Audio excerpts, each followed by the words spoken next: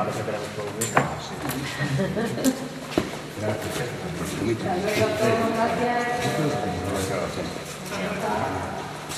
you very much.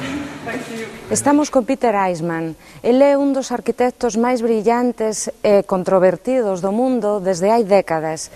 O seu proxecto para a Cidade da Cultura é xa unha realidade en marcha. Queremos aproveitar esta ocasión para coñecelo un pouco máis.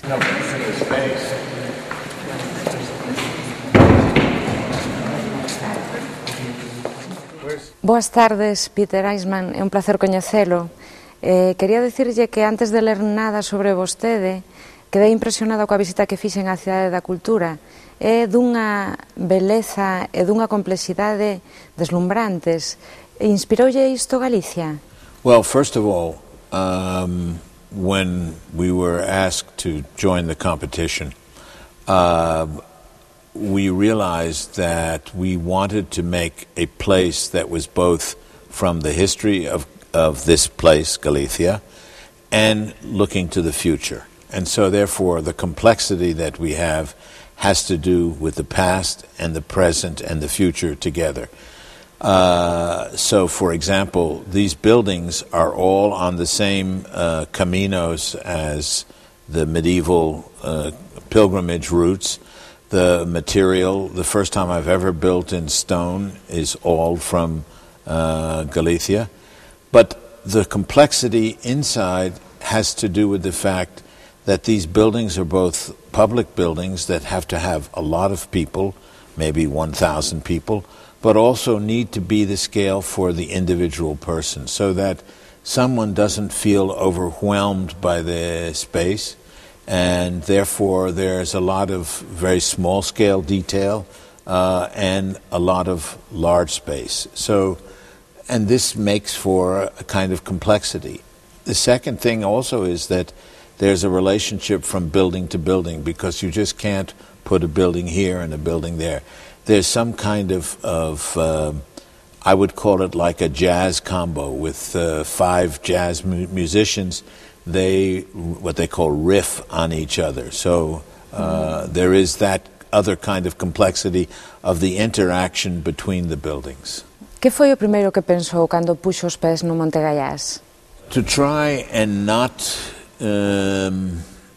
disturb the hillside. What I wanted to make sure that from the town, and I believe this works when you drive up here, that the hill seems intact, that the buildings come out of the hillside.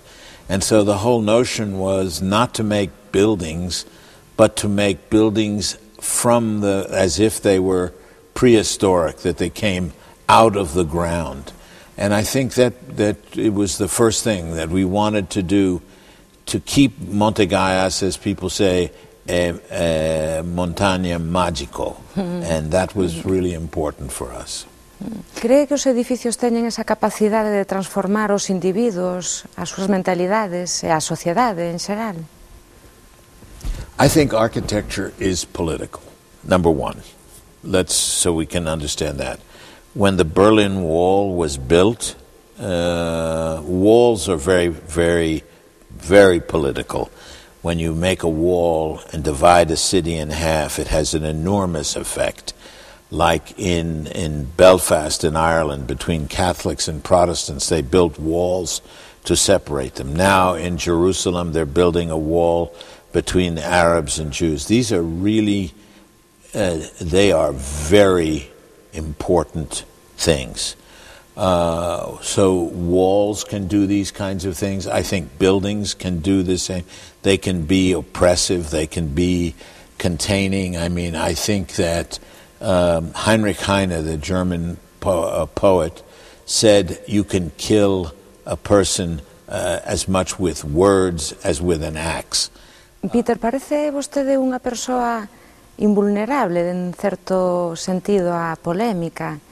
Que relación ten a súa arquitectura coa fe? Let me say this.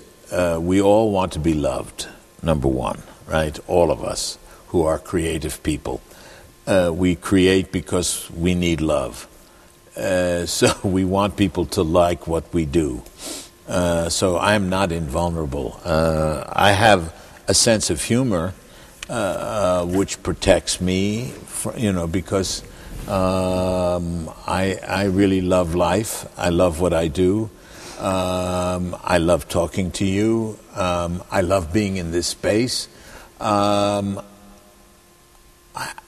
Faith is really a difficult word for me because I believe morality is a better word that I would use about. I feel a moral obligation to the people of Galicia for this project. I believe I have a moral duty. I don't know if that's faith. E xa para rematar, Peter, que opinión lle merece a situación política e económica mundial, o noso presente, que pensa de Obama? Obama has a difficult time. First of all, let's be honest, no black man could be elected president of Spain. No black man could be elected president of Italy. No black man could be elected president of France. No black man could be elected president of Germany. So whatever we want to say about the political openness of these countries, we did something, our very racist country, that couldn't happen in Europe. And I'm very proud of that. I never thought Obama could be elected. But what I think is happening is we are losing the whole idea of the global economy is going to destroy the hegemony, let's say, of Europe and the United States. I believe what's going to happen is China, India are going to become the first world, and we are going to become the second world. But I'm really happy about that. I don't need to be in the first world. I think it's all right. It would be really nice for Europe and the United States to just become what they are and let China and India run the world. Thanks a lot. Okay, thank you. Nice questions. Great.